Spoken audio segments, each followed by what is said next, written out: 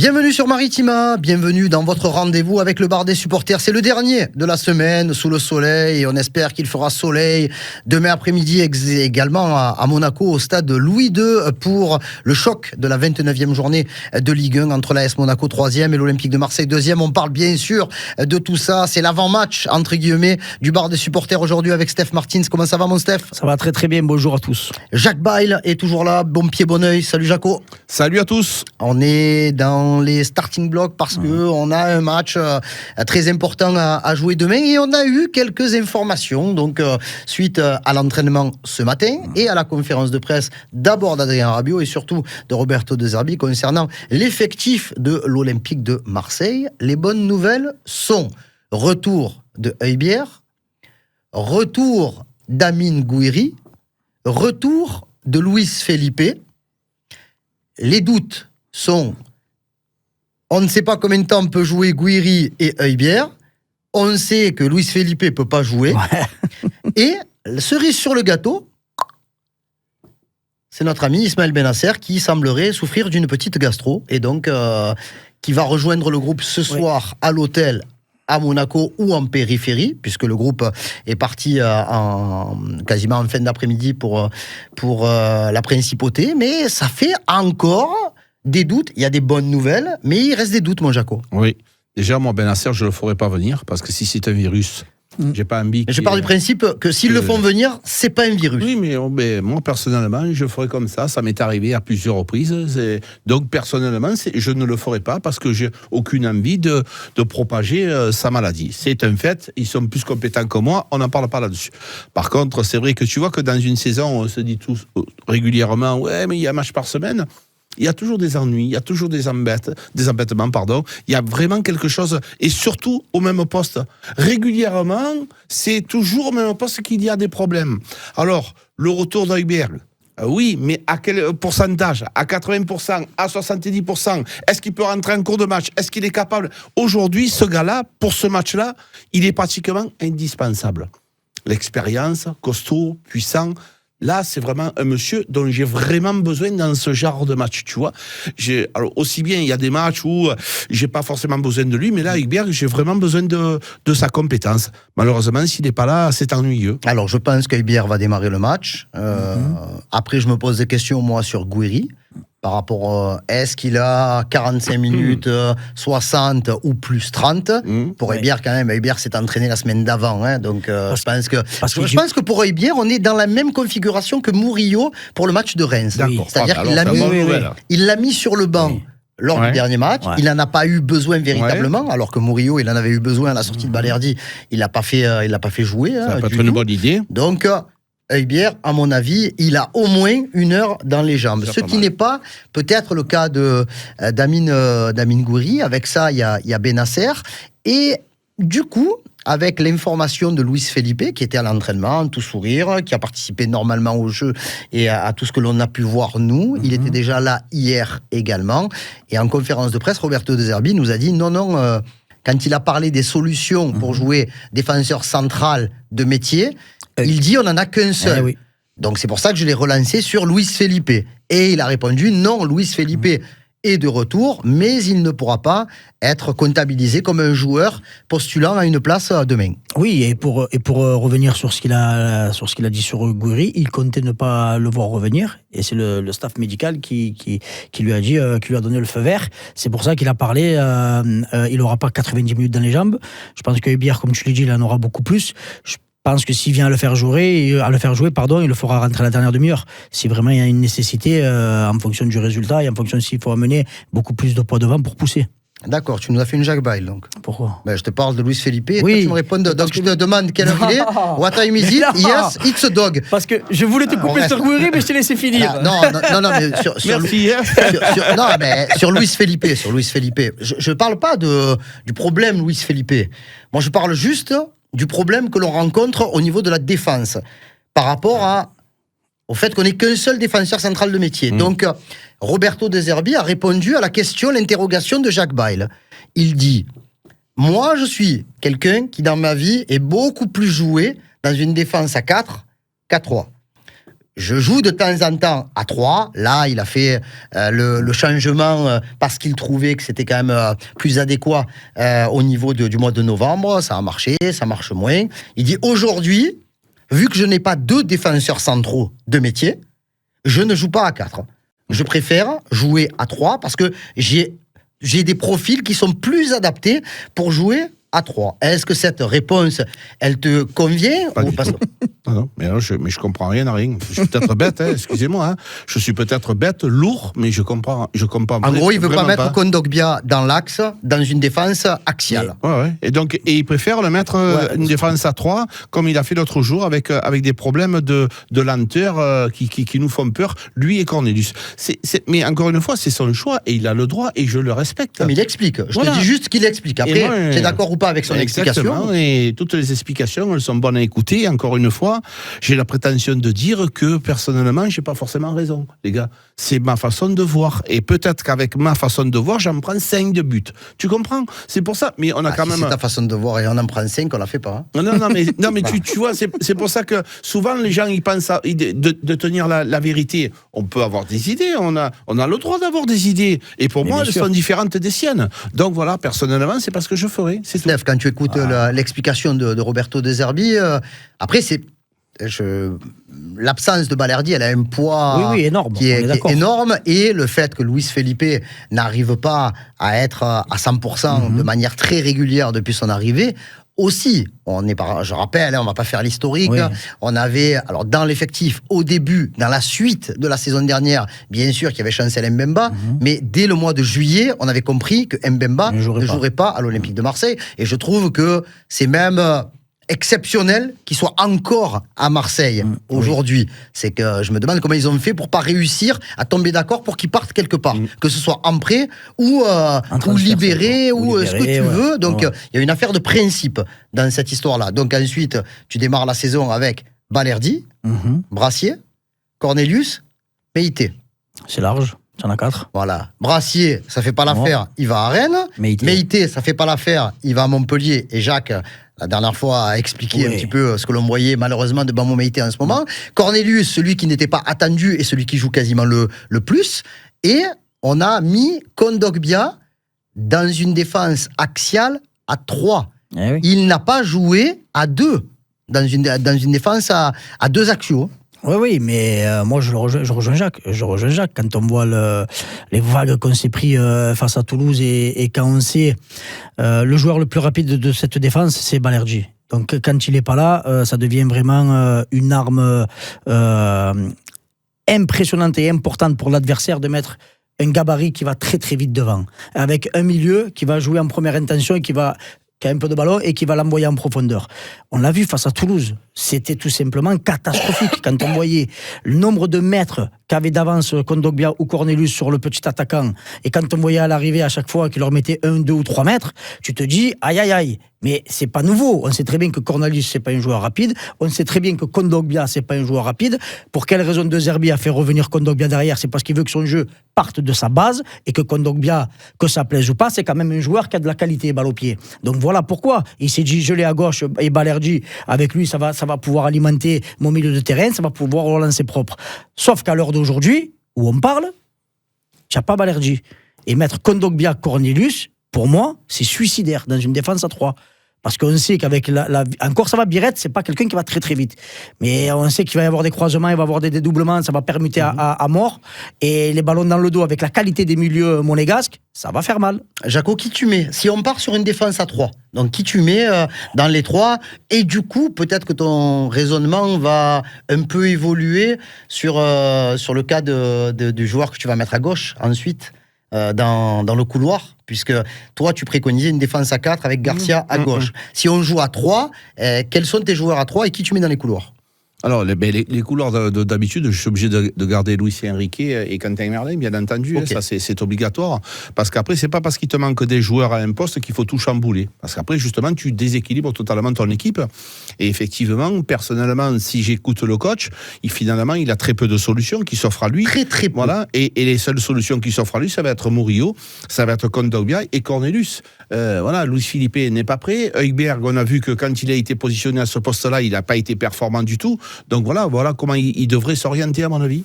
Donc on est un peu dans la panade quand même. Il faut dire la vérité, parce que on n'est pas dans, ça respire pas trop la sérénité, même si Adrien Rabiot a dit que la chose la plus importante dimanche dernier, c'était de gagner. Bien sûr. Et donc l'objectif pour lui a été réussi, a été atteint, même si il reconnaissait quand même que pas tout avait été parfait. Après demain c'est un autre match. C'est un autre match.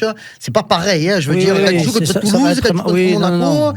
Moi, je vois un beau match. Après, autant je me trompe, mais je vois que ça va être un match ouvert où ça va se répondre coup pour coup.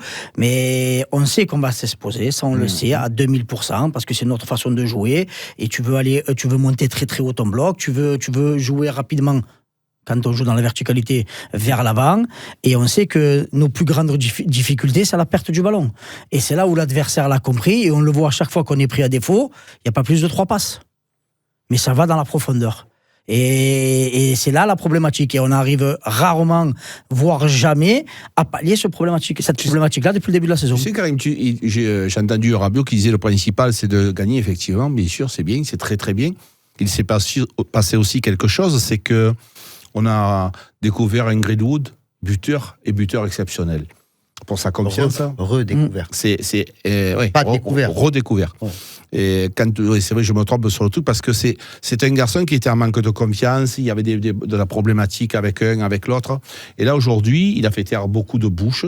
Et pour lui, c'est très, très bien. Et pour nous, c'est très, très bien. Je pense que Greenwood, à Monaco, aura forcément une autre attitude, une attitude de vainqueur, une attitude de performant. Un mec capable de tirer hors de la surface. Quand tu es défenseur monégasque, que tu as vu le but de la semaine passée, tu te dis, waouh, quand même, il peut faire mal, le mec. Donc, c'est important aussi. Quand vous dites, et le match sera pas le même, il y aura rien à voir. Voilà, parce que Monaco, quelque part aussi, ils sont dans l'obligation de faire un résultat. Tu vois, donc peut-être plus que l'OM. Exactement. Bien sûr. Des prises de risque peut-être importantes, avec une défense eux aussi en grande difficulté.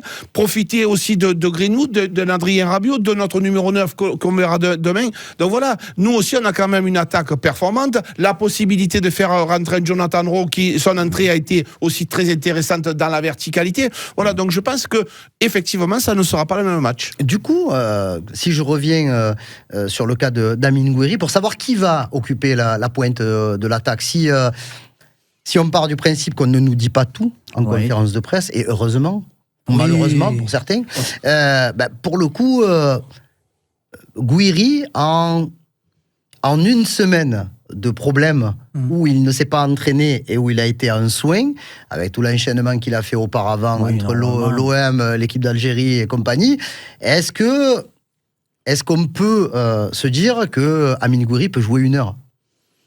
Je l'espère, sincèrement. Et s'il peut jouer 1 heure, est-ce que tu le fais commencer ou est-ce que tu le fais rentrer ? Voilà, c'est surtout ça.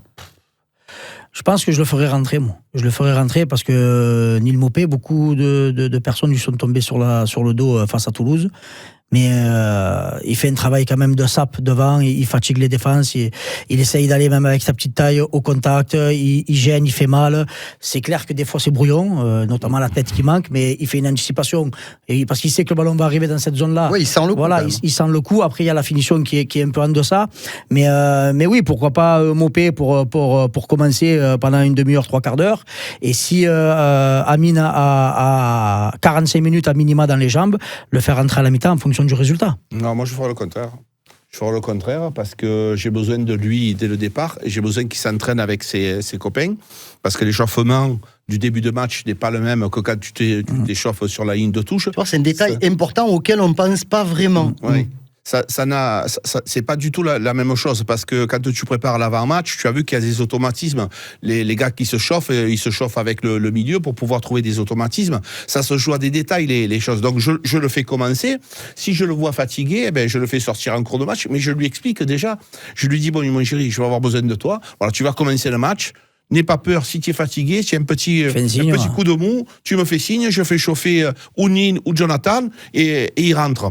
Mais ça permet aussi à la défense adverse d'avoir un Amine Gouiri. Quand tu es dans le couloir et que tu regardes l'attaque marseillaise, tu te dis, ouais, quand même. Donc, il y a plein de petites choses. Moi, les gars, quand je voyais les adversaires, nous, quand on était à Montpellier, comment ils regardaient Lucas Barrios, déjà, tu vois, c'est pas du tout la même approche dans le couloir. Et quand tu regardes devant Greenwood, Adrien Rabiot, Amine Gouiri, c'est pas la même chose. Donc voilà, personnellement, c'est ce que je ferais. C'est clair que ça a de la gueule. Parce que nous, depuis plusieurs jours, c'est vrai qu'on est un peu défaitiste au niveau, et alarmant au niveau du secteur défensif. Mais attention, on jette partout de cette équipe. Hein. On a un milieu et un secteur offensif qui est vraiment, pour moi, en dessous de Paris, et ça se joue avec Monaco. Bien sûr. Voilà, donc on a de quoi faire. Oui. Mais notre problématique, c'est qu'on a un jeu où on s'expose énormément et que oui, à chaque contre, on vient à trembler. Après, les raisons qui peuvent nous donner de l'optimisme, c'est que quand même, régulièrement, je dis pas tout le temps, mais régulièrement, l'OM a répondu présent dans les grands matchs. On se souvient du match aller, qui n'était pas dans la dynamique non plus, puisqu'on avait gagné qu'à Lens, donc il fallait l'enchaîner. Il y avait eu Malmort entre les deux matchs, donc ça aussi, ça avait resserré les liens, mais je pars du principe que la semaine précédente, celle qui a précédé le match de Toulouse, elle n'a pas la même valeur que Malmort, mais elle a quand même aussi l'avantage que les joueurs, le staff, tout le monde s'est dit un peu les choses, tout le monde a... Donc voilà, je pense quand même que c'est pas mal. Et ensuite, donc l'OM a le droit de jouer mieux que ce que l'on a vu ces derniers temps. Et après, nous, on est inquiets. Quand on se dit, on a des problèmes pour faire notre défense. Mais eux, peut-être que la défense n'est pas le point le plus faible aujourd'hui, mais ils ont de gros soucis en termes de gardien de but. Et quand je dis gros, je mets 3 ou 4 G. Des gros soucis en termes de gardien. Et ça, je suis désolé, mais je ne te dis pas que ça va équilibrer les faiblesses, mais on n'est pas sur... nous, on est mauvais défensivement, et eux, ils sont très bons. Non, bien sûr. Attention, ce gardien, il est en grande difficulté. Exactement, les gardiens. Et donc, ce problème-là, Karim, on a toujours joué au football, quand tu as un bon gardien, tu défends différemment. Presque c'est lui qui te met en confiance, c'est lui qui remplit la surface de réparation, c'est lui qui t'oriente. Et quand tu as confiance en lui, tu l'écoutes. Mais là, quand tu n'as pas confiance en lui, inconsciemment, tu as peur de sa réaction, tu as peur qu'il prenne un but. Donc tout ça, ça change le cours du match. Donc oui, effectivement, nous, on a des problèmes défensifs, on en parle, on est passionnés. Mais il n'y a pas que nous, les gars. Il y a des difficultés partout. Il y a eu des passages à vide à Monaco, il y a des passages à vide à Nice. À Lille. Donc voilà. Donc à Lille, de partout. On se rappelle Olivier Létang qui a été désastreux avec ses joueurs. Donc voilà, nous ça prend de l'ampleur. C'est Marseille, les gars, et on va pas changer maintenant. ça changera jamais. D'un poisson de 1 centimètre, le soir il fait 2,50 m. C'est comme ça, c'est Marseille. Monaco-Marseille, samedi à 17h dans un stade Louis II qui sera très très bien garni de Marseillais. Le stade est à guichet fermé, mais on sait qu'il y aura beaucoup de sympathisants de l'Olympique de Marseille. Ce match, il est capital ou important, ou peu importe ce qui va se passer, tout peut arriver encore dans les 5 derniers matchs. Moi, pour moi, je vais pas dire capital parce que comme je l'ai déjà dit cette semaine, il y a encore 15 points à aller chercher. Mais oui, important. Important parce que si tu arrives à mettre 5 points à un concurrent direct à la Ligue des Champions, mentalement, je pense que ça va faire un bien fou au groupe. Donc voilà, surtout pour dans les têtes et dans les jambes, pour pouvoir après enchaîner les 2 matchs à domicile, je l'espère, avec 2 victoires. Oui, avec un Strasbourg-Nice également, qu'on regardera. Parce que la dynamique, elle était vraiment pas bonne du côté de l'Olympique de Marseille, avec 4 défaites en 5 matchs. Là, on a redémarré, je dirais, une série avec le match contre Toulouse, et il faut aller jusqu'au bout en essayant de marquer plus de points, ou maximum 2 points de moins que les suivants pour être deuxième ou troisième. Et oui, effectivement, c'est au niveau comptable. Après, Karim, tu le disais, c'est un match important, mais c'est pas un match décisif, pas encore. Pas encore, parce qu'il y a des confrontations directes. Il va falloir y aller à Strasbourg, les Niçois, les Monégasques, les gars. Ce que nous, on a perdu, ils sont bien en ce moment. Lyon qui revient. Donc, il y a des matchs importants. Moi, ce que je voudrais, c'est un bon match de l'Olympique de Marseille. Même un bon nul, où tu retrouves l'OM avec les valeurs et tout. Mais ça va te servir pour le reste. J'entends les gens, ouais, mais si tu perds ou si tu fais un nul, tu es mort. Non. Si tu fais nul, tu es deuxième à la fin de la journée. Exactement. Donc, tranquille, on va pas s'affoler. On a besoin de se retrouver. Et j'ai l'impression que, avec ce qui s'est passé, de temps en temps, le coup de gueule peut faire du bien. Donc, on verra ce qui va se passer. Par contre, là, je suis pas d'accord avec toi. Un but de Cornelius Judo sur un corner, il te fait la victoire, je le prends. Même si tu as subi 92 minutes du match. Mais tu as besoin aussi d'un peu retrouver un peu ces actions huilées. Là, quand tu es dans le sprint final, l'aspect comptable, il est primordial. Bien sûr. Et Rabiot l'a dit. Oui, il est primordial. La manière, on aimerait, bien sûr, pour le beau jeu, pour pas trembler sur le match. Tu vois, mais effectivement, un but du dos de Cornelius, je signe maintenant avec les pieds s'il faut. Mais c'est vrai que si tu as un contenu, en plus de ça, alors là, c'est la cerise sur le gâteau. Alors, qu'est-ce que tu vois, toi, comme résultat ? Je dis pas le mot maudit. Non, qu'est-ce que tu vois comme résultat ? Je vais essayer d'être juste. Pour moi, je nous vois faire un nul là-bas. Ok. Ouais, je nous vois faire un nul. Après, s'il y a victoire, bien sûr, ça serait exceptionnel, mais je nous vois faire un nul. Je ne nous vois pas perdre. Jack Bale. Moi, je vois une victoire olympique de Marseille, une petite victoire. Et dans les dernières... Non, une petite victoire dans les dernières minutes, comme on avait pu le faire. Je vois bien ce scénario se reproduire là-bas, avec la pression de notre public là-bas. Non, je pense que ça peut le faire avec de l'énergie, de la passion. Un petit 1-0, on est capable de le faire, les gars. Ah ben, on l'espère. Moi, Allez, vas-y. Je suis plutôt de l'avis de Steph, parce que je trouve, franchement, que c'est pas un mauvais résultat de faire nul à... Dans mon plan de marche à moi, tu fais nul à Monaco, tu fais nul à Lille, et tu dois faire la différence sur les autres. Non. Si je te montre les tickets, après tu vas voir que j'ai pas mis nul. Et ouais, mais tu joues avec ton cœur. C'est pas bon. On espère qu'on aura le sourire demain soir sur les coups de 19h. On sera au stade avec Jaco, avec Enzo. Steph, tu seras en studio avec un supporter sans doute. Oui, c'est ça. Voilà, donc on sera... Avec Nico. Avec Nico, on aura de la ferveur ici. Aussi, on manque pas quand même de souhaiter bonne chance au FC Martigues. Oui. Qui à 20h reçoit le FC Metz, le duel des FCM. Donc, en espérant qu'il y ait un sentiment de revanche par rapport à ce qui s'est passé au match aller et qu'il y ait une victoire écrasante du FC Martigues, même 1-0 à la dernière minute, but du dos, pas de Cornelius, mais pourquoi pas de Carissili, parce qu'il a un très beau prénom. Lui, il a fait une ticket vu la cote. Non, pas du tout, la cote à 7. Non, on est derrière le FC Martigues et c'est Enzo qui suivra le match pour nous ce soir au stade Francis Turcan. Merci beaucoup, messieurs. Bonne soirée, tranquille. Avant le grand rendez-vous de demain. On se retrouvera lundi. On souhaite un bon rétablissement à Margali qui est un petit peu alité, on va dire, comme on dit dans le jargon. Et on se retrouve lundi pour le prochain bar des supporters, mais le rendez-vous est pris. Prise d'antenne demain 16h30 à Louis II pour Monaco Olympique de Marseille. Le match n'est pas capital, mais il est très important. C'est Steph Martins qui l'a dit.